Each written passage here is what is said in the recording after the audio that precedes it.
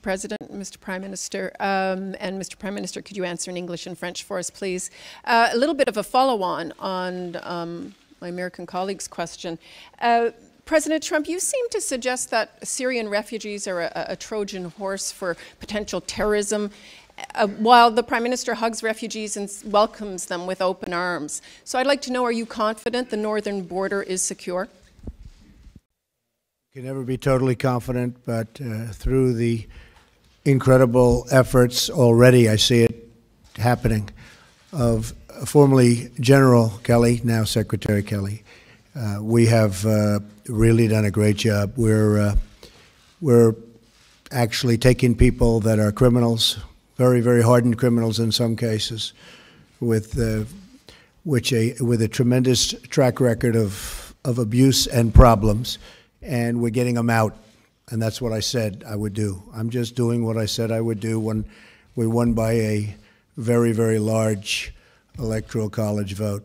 And I knew that was going to happen. I knew this is what people were wanting. And that wasn't the only reason. That wasn't my only thing that we did so well on, but that was something that was very important. And I said, we will get the criminals out, the drug lords, the gang members. We're getting them out.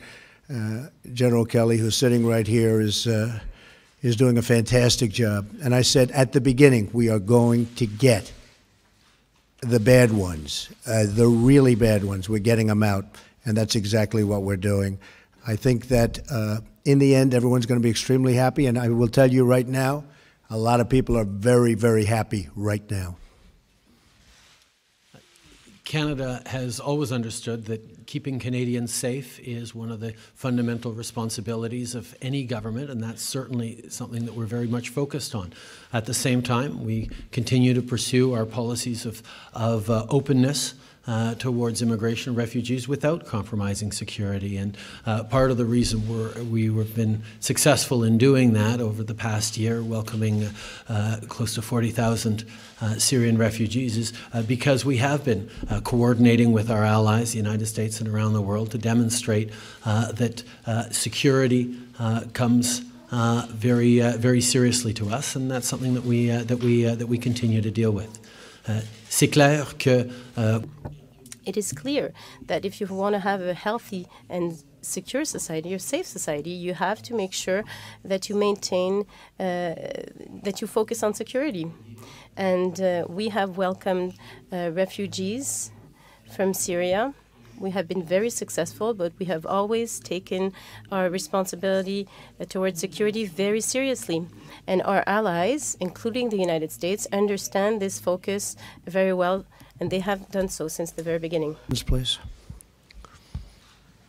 Thank you. President Trump, now that you've been in office and received intelligence briefings for nearly 1 month, what do you see as the most important national security matters facing us?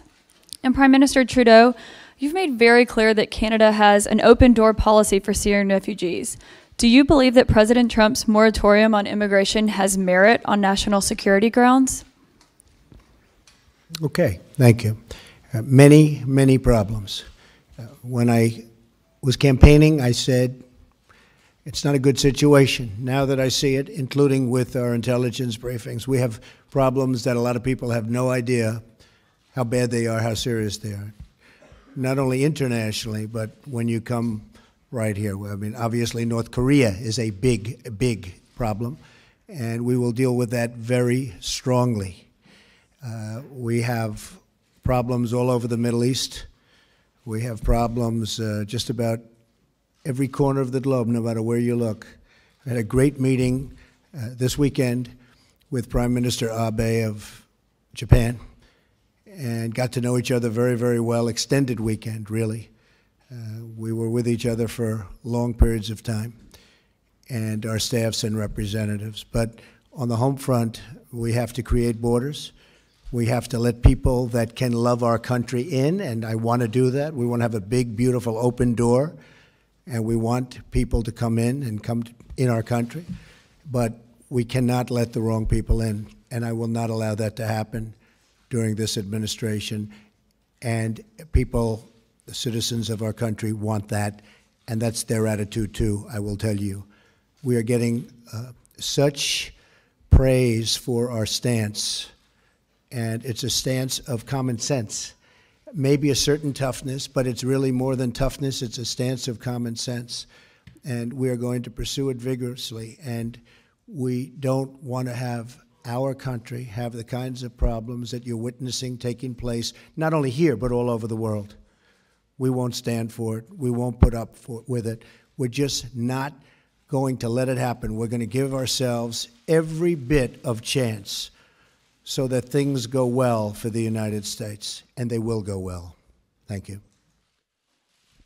Canada and the United States have been neighbors a long time, and Canadians and Americans have stood together, worked together at home and around the world.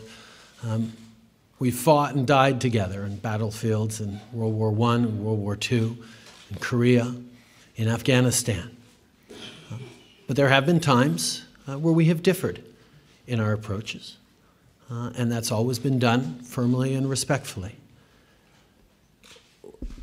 The last thing Canadians expect is for me to come down and lecture another country on how they choose to govern themselves. My role and our responsibility is to continue to govern in such a way that reflects Canadians' approach and be a positive example in the world.